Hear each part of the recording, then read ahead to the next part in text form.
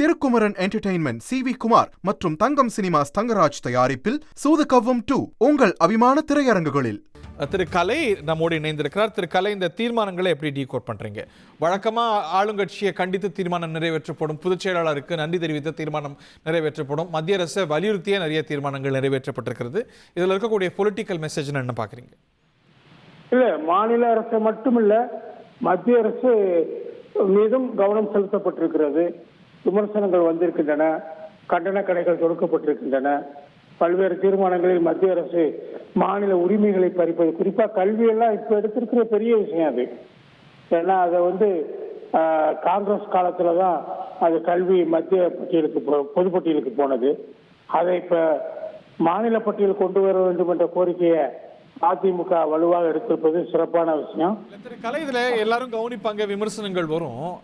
மாநில அரசை கண்டிக்கிறீங்க, மத்திய அரசை வலியுறுத்துறீங்க. பாத்தீங்களா, உங்களுக்கு ஒரு சாஃப்ட் கார்னர் இருக்கு மத்திய அரசு மேல அப்படிங்கிற விமர்சனம் தொடர்ந்து அதிமுக மேல இருக்கு. இந்த தீர்மானங்களும் அதுக்கு வழிவகுக்குது இல்ல?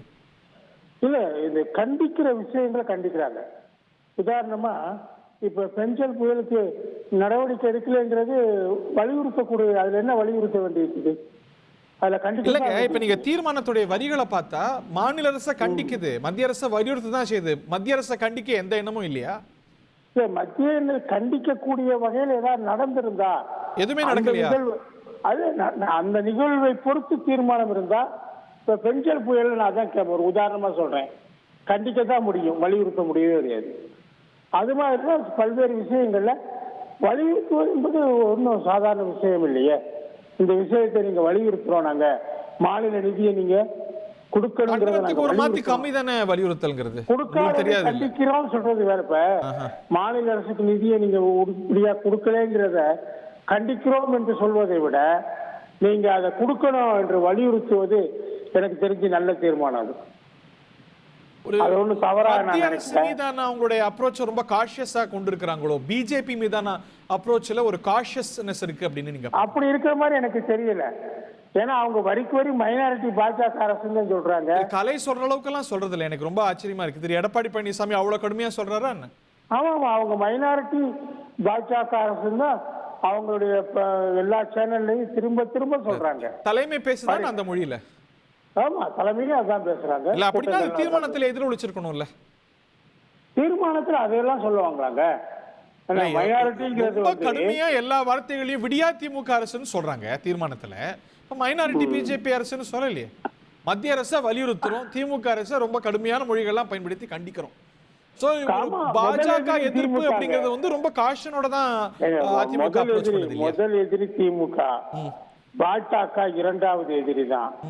பாஜகவை முதன்மைப்படுத்துவது என்பது எதுல கொண்டு போய் விடும் தெரியுமா? திமுகவும் பாஜகவும் அதுதான் விரும்புறாங்க. நீங்க ரெண்டு பேரும் விமர்சனம் பண்ணிக்கிட்டா ரெண்டாவது இடத்துக்கு நீங்க போட்டி போடுவீங்க, முதல் இடத்துல நாங்க சேஃபா இருப்போம் அப்படின்னு அவங்க நினைக்கிறாங்க. அதுக்கு இடம் கொடுக்க கூடாதுங்கிறதுக்காக தான் அவங்க தங்களுடைய எதிர்ப்பை முழுக்க திமுக பக்கம் திருப்புறாங்க. அதான் சரியான டாக்டிக்ஸும் அதுதான். மத்திய அரசு இந்த களத்துல இப்போ இல்லை. அது போட்டு நம்ம வரக்கூடிய நாள சட்டமன்ற தேர்தலில் பாஜகவுக்கு இடமே இல்லை. அதை போய் செத்த பாம்பை போய் அடிக்கணுங்கிறது தேவையில்லை. அதுதான் அவங்க உணர்ந்து அவங்க இன்னைக்கு யாரை எதிர்த்து நம்ம களம் காண வேண்டும் என்பதில் அதிமுக முனைப்பா இருக்கிறாங்க. அது சரியான டாக்டிக்ஸ் நான் நினைக்கிறேன். பிரதான எதிரி திமுக தான். சோ திமுக எதிர்ப்பை கூர்மைப்படுத்துவோம். சோ இன்னைக்கு வரப்போறது சட்டமன்ற தேர்தல். சோ அதனால மாநில அரசு மீதான விமர்சனங்களை மட்டுமே கூர்மைப்படுத்துவோங்கிறது ஒரு ஸ்ட்ராட்டஜி. இல்லாட்டி என்ன ஆவாங்கன்னா அவங்க திமுகவும் பாஜகவும் இணைந்து விரித்த வலையில விழுந்துருவாங்க. பாஜக எதிரியா பேச ஆரம்பிச்சுட்டாங்கன்னா பாஜகவுக்கும் அதிமுகவுக்கும் இரண்டாயிரத்துக்கு போட்டி என்ற ஒரு இன்னைக்கு சிறுபான்மையினர் அதிமுகவுக்கு முன்னெல்லாம் வாக்களித்திருந்த சிறுபான்மையினர் இப்ப வாக்களிக்கிறது இல்லை. சோ அவங்களுடைய கான்பிடன்ஸை வெல்வது அப்படிங்கிறது அவங்களுடைய முன்னுரிமையா இருக்கும் அப்படின்னு சொல்லியிருந்தீங்க. இப்போ மத்திய அரசை வெறும் வலியுறுத்த மட்டுமே செய்வது அப்படிங்கிறது அவங்களோட கான்பிடன்ஸை பெருமா? இல்ல, வலியுறுத்துவது அது மத்திய அரசுக்கு எதிராக நிற்கிறோம்னாவே போதுங்க. இல்ல, எதிராக நிற்பது போன்ற ஒரு தோற்றம் வருதா? இப்ப வலியுறுத்துவது என்பது எதிராக நிற்பதாகாது.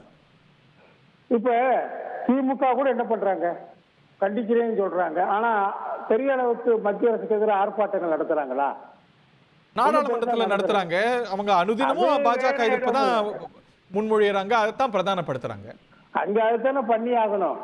நாடாளுமன்றத்திலையும் இந்தியா கூட்டணி சார்பா அவங்க செய்யறாங்க. தனித்து என்ன பண்றாங்க? அது ஒண்ணும் பண்றது இல்ல.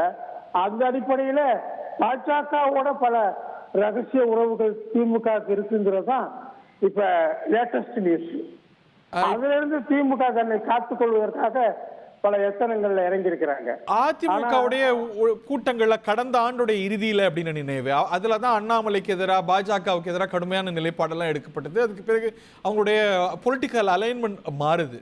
ஸோ அந்த நிலையில இருந்த காரம் இன்னைக்கு இல்லை. ஸோ 2026 அப்படின்னு பார்க்கும்போது பாஜக உட்பட ஆப்ஷன்ஸ் ஓப்பனா வச்சிருக்கிறாங்க அப்படிங்கிற புரிதல் தவறா? இல்ல, பாஜக விட்டு வெளியே வந்தாச்சு, பாஜகவோட திரும்ப போறது இல்லைன்னு பலமுறை சொல்லியாச்சு. அதுக்கான நகர்வுகள் எதுவும் இல்லை. பாஜக தரப்புலையும் இல்லை. அது அந்த மாதிரி அவங்க கொஞ்ச நாள் அந்த மாதிரி பேசிட்டே இருந்தாங்க. ஆனா அந்த நகர்வுகள் அவங்க பக்கமும் இல்லை. இன்னொரு பக்கம் அவங்க அதிமுக இருந்து வெளியேற்றப்பட்ட ஓபிஎஸ், சசிகலா, தினகரன் இவங்களை வச்சு பாலிடிக்ஸ் நடத்துறாங்க. அதிமுக எதிரான பாலிடிக்ஸ பாஜக தொடர்ந்து தமிழ்நாட்டில் நடத்திட்டு இருக்குது. ஏதோ சமீபத்தில் கூட நான் கேள்விப்பட்டேன். எந்த அளவுக்கு அது உறுதியான தகவல் நீங்க தான் சொல்லணும். சசிகலா அம்மையாரும் டிடி தினகரனும் டெல்லிக்கு போய் பார்த்திருக்காங்கிற மாதிரி தகவல்கள் வருது. திருக்குமரன் என்டர்டெயின்மெண்ட் CV குமார் மற்றும் தங்கம் சினிமாஸ் தங்கராஜ் தயாரிப்பில் சூது கவ்வும் 2 உங்கள் அபிமான திரையரங்குகளில்.